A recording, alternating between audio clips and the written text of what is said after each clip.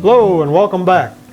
Well, as promised, we're doing a review on a 210 amp Beaver, however you say it, TIG welder. It's only DC, so it can't weld aluminum, but if you're like me, you don't very often need to weld aluminum. In fact, I think I've welded aluminum one time, and that was just playing with my TIG welder, just to learn how. But it can weld a large variety of metals, and TIG has a lot to offer. It's a really clean looking weld. You got a lot of control. It has some negatives too, because it's a slower process. It heats up the metal a little bit more. But overall, I think you have way more control than you would like big wire feed welders. But that's my opinion. I really like TIG, so let's unbox this thing and see what it's all about.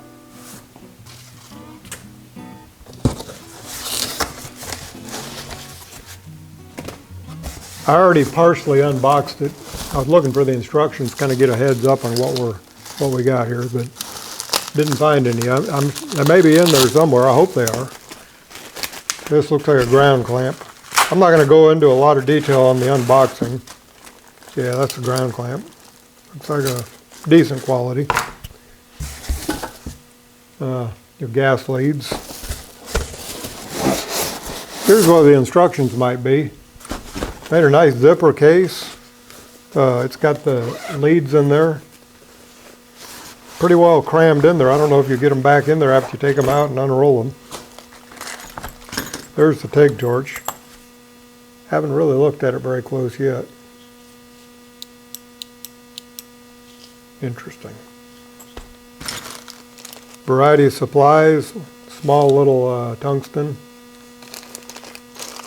Hopefully, yeah, it's got collets and a variety of cups. Nice to get you started on.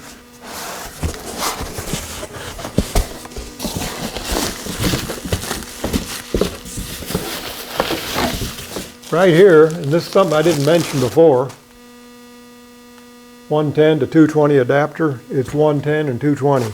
To me, that's a big advantage, be able to pull this thing outside and use it portably. Of course, I got to get a small tank. Very lightweight. I don't know what the weight is on that, but I'm guessing about 20 pounds, 25, maybe 30. Not very good at estimating weight. Anyway, I didn't see any instructions. So I'm going to play with this thing a little while and then do the review. Because I got to figure out how to use it. I figured out the Yes welder, and that's a good welder. So I'm sure there's some similarities. Kind of amazing there's no instructions. Wonder if they just happened to leave them out. Maybe they're online. Anyway, through the magic of video, I'll be right back.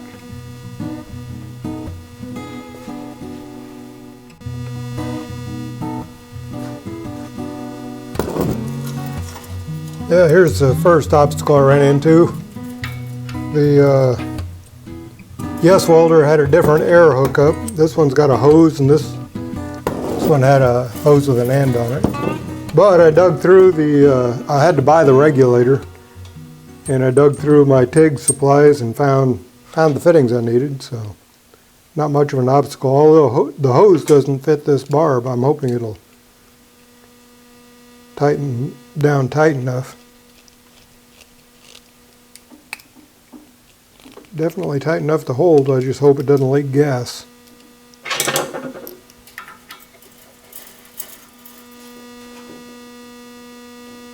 Well, it didn't come with a hose clamp. That's probably tight enough, but I'm going to put a hose clamp on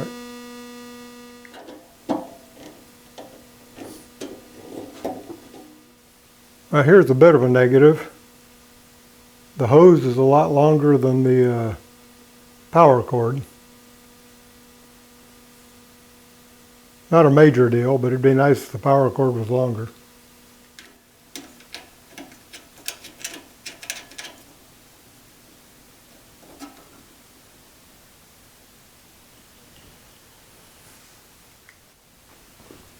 This confused me a little bit at first. This is for a stick welder, and that's for the TIG welder.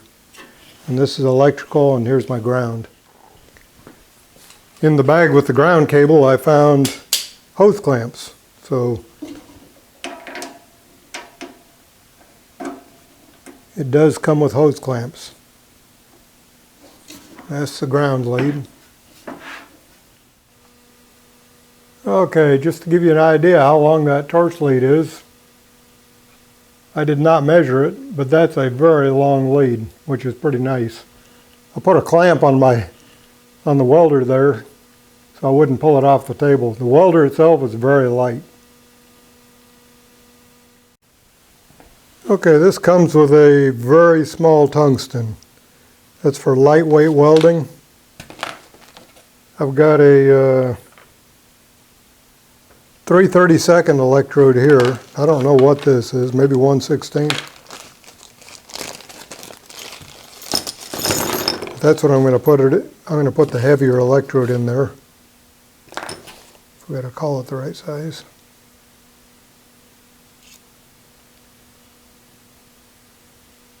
Yep. And oh, here we go.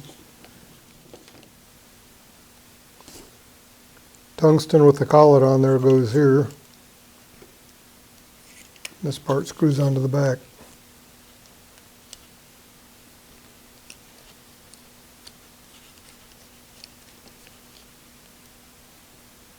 Before I tighten that, I'm going to put a gas lens on it.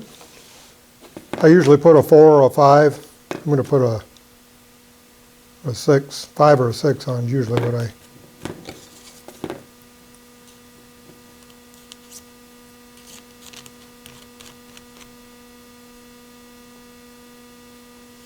Okay, everybody has their own preferences, but that tungsten needs to stick out a little less than that. About like that. You can stick it out a little further.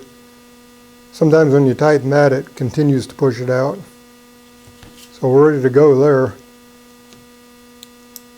That right there, I'm sure triggers probably the gas and the arc. We'll see. Okay, let's power this up.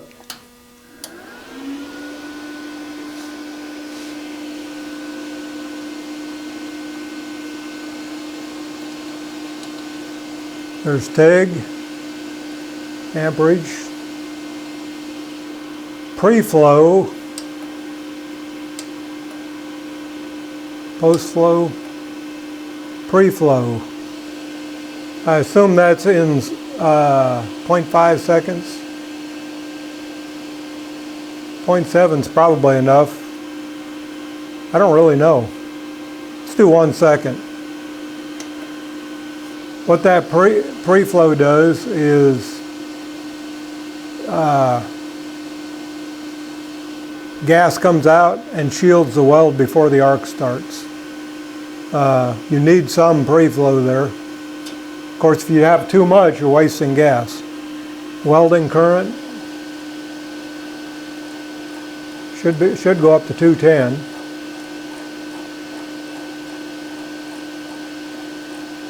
Yep. Okay, I never weld that high. Let's start out about 130. And then we want to go to post flow, and post flow is how long the gas flows after you get done welding. If the gas shuts off too quick, the weld will oxidize, and you'll actually see the molten steel just bubble if the gas shuts off too quick. So I'm guessing about, let's go with 1.2. T1 or T2 and T4. T2, oh, I can't remember.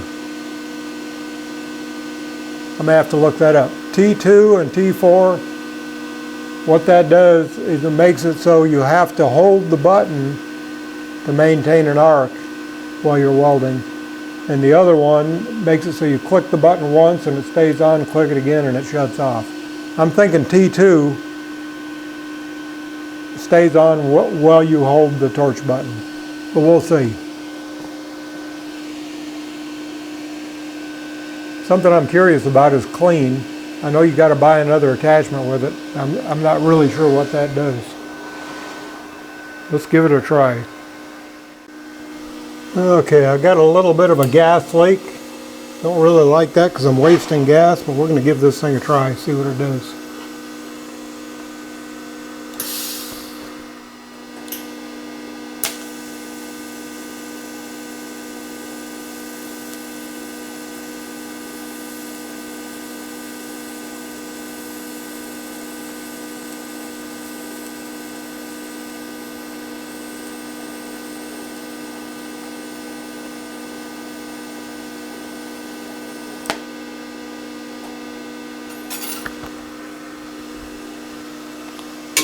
Wow, not a pretty weld, but it worked fine.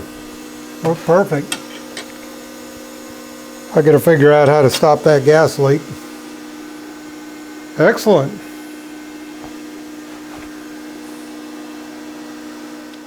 I got a bunch of 1/4-inch scraps here. I think they were from a shear where they're trimmed off because they're not very square on the edges. I cleaned them up, and we're going to do some testing here. I rigged up a filter from an old welding mask. Hopefully we can see, I'll be able to show you what I'm doing. Okay. Trying to catch this adequately on camera is kind of tricky. Let's see what we can do. This is 120 amp.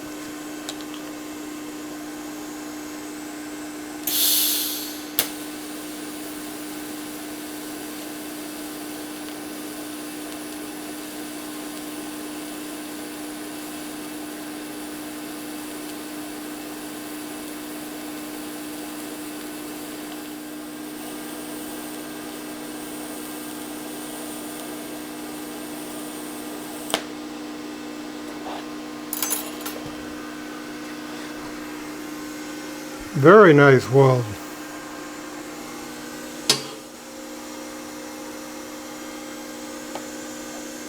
I don't know how much penetration we got there. Maybe we'll cut that in half later after it cools off. Let's, this is 3/8 inch. Let's turn up the amperage and see what this will do. If I was looking for strength, I would bevel the edges. But I just want to see what kind of penetration we'll get there.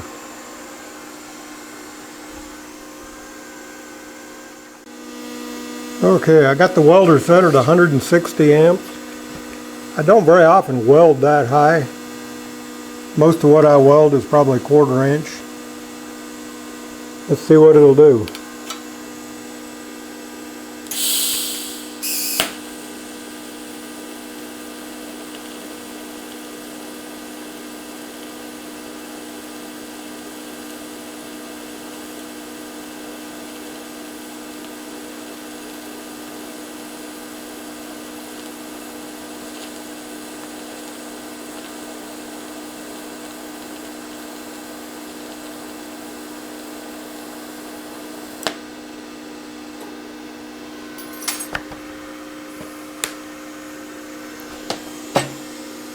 Well, that looks good.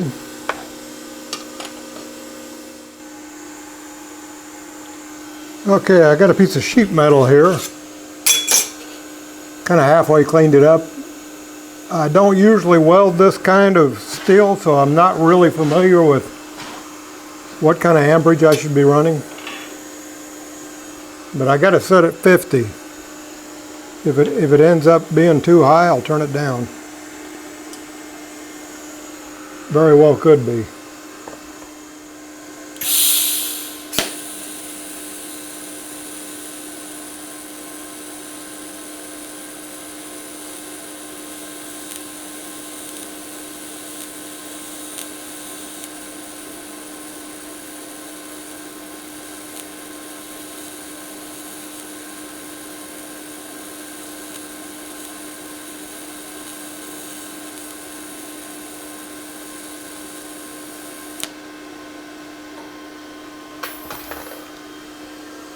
Not the best weld in the world. Might actually be a little bit low.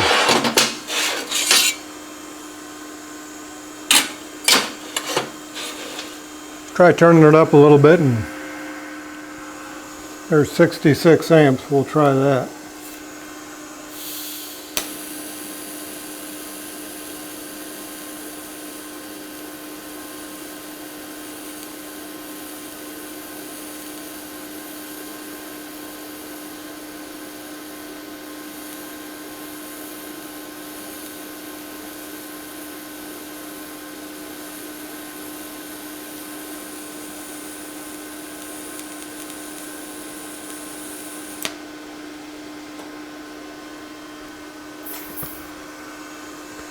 Well, part of that was going over the top of my old weld, and some of that was new weld toward the end there. But I think 66 was appropriate. Oh, look at that. Look at the penetration I got there. That's about perfect, I think. There's the sheet metal. Got full penetration there. A little bit gobbed on that side. That's something I haven't done very much of. There's the 3/8 weld. We're going to cut that in half, see what kind of penetration I got. And there's the 1/4 inch weld. We'll cut that in half too.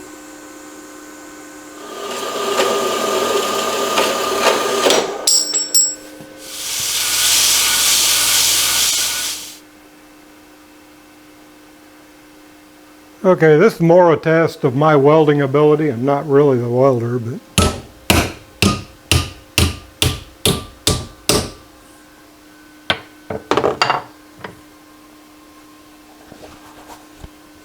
not unexpected.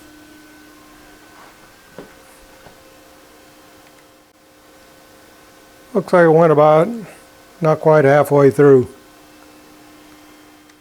Okay, this is a 3/8. Well, that didn't penetrate real well. Again, it's maybe about 1/3 of the way in there. But like I said, to get good penetration there, I should have cut a V in there and maybe even multiple passes. I think that was 166, I think. Can't remember. I have to look on the video. I probably could have used full amperage. Okay, here's something I'm really curious about. What's this thing going to do on 110? Okay, this is 110. I wonder if it'll limit me to the amperage.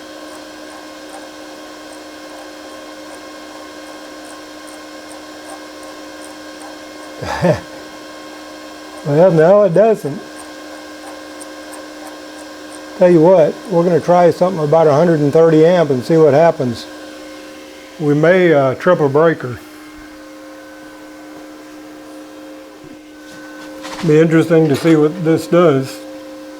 I don't know how we're going to get 130 amps from 110 volt.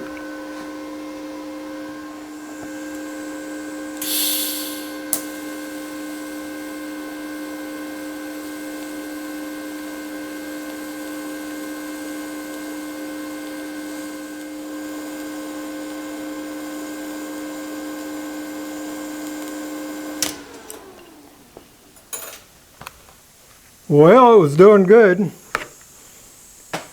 and I can just about bet that I tripped the breaker.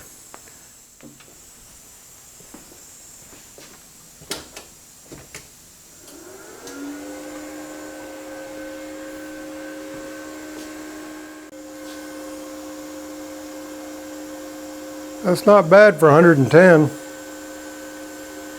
It's like decent penetration.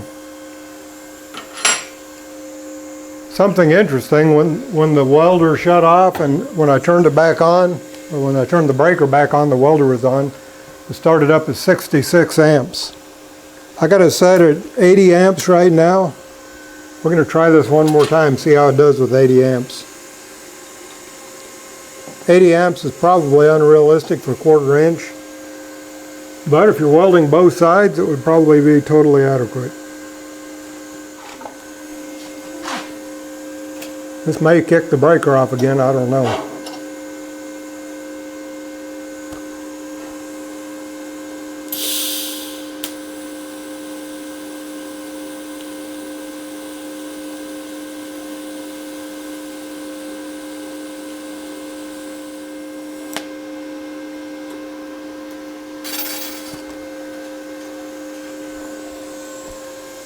Yeah, it didn't do too good. I think 1/4 inch is pushing it for 110 volt.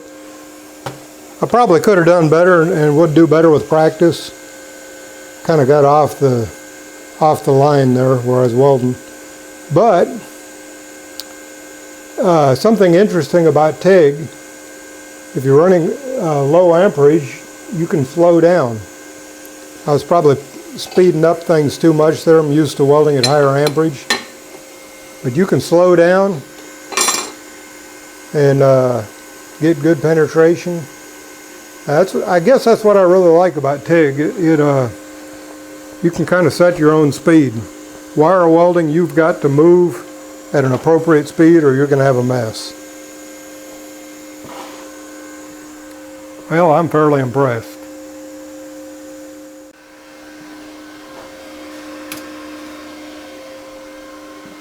Something kind of strange. You turn it off and it stays on for a while.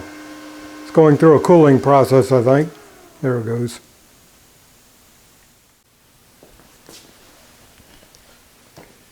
Well, that about wraps up the review of the 210 amp DC TIG welder from Vever, however you want to say it. I'm fairly impressed. If all you need is a DC TIG welder, which in my opinion most people weld steel far more than they weld anything else, and that's the case for me.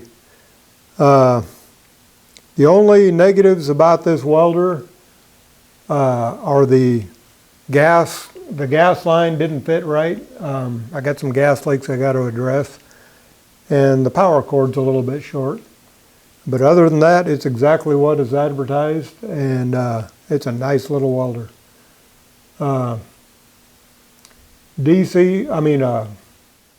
TIG versus MIG, I prefer TIG.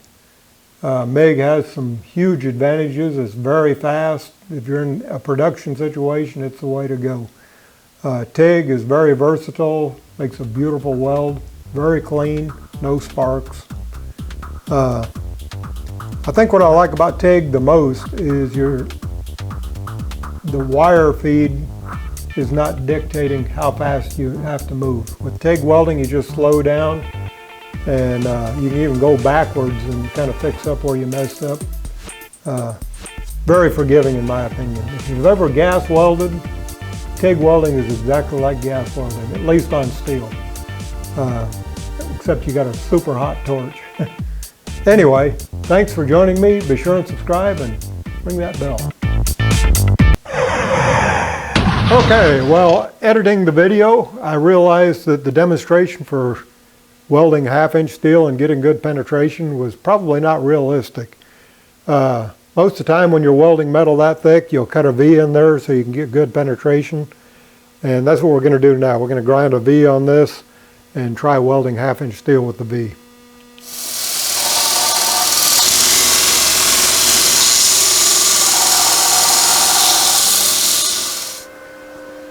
Okay, let's try this at, well, let's try it at 200 amps. Oh, what the heck, we'll do it at 210. It may be too high. If so, we'll turn it down.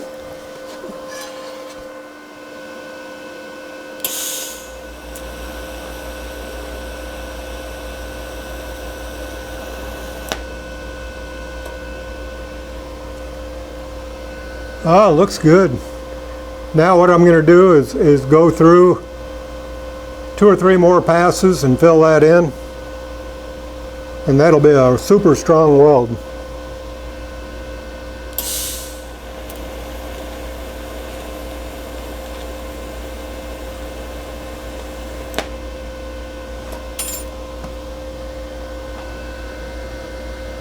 That's kind of a mess.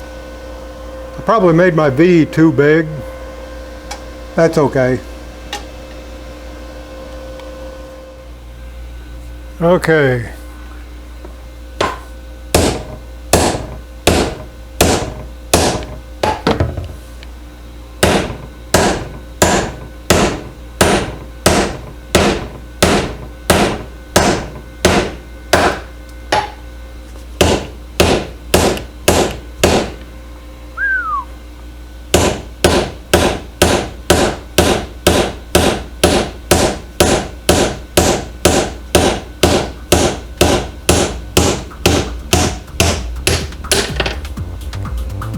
Probably need a bigger hammer. Yeah, still pretty hot. That's some good penetration. Maybe not the best weld in the world. Anyway, that about wraps it up. Thanks for joining me. Be sure and subscribe and ring that bell.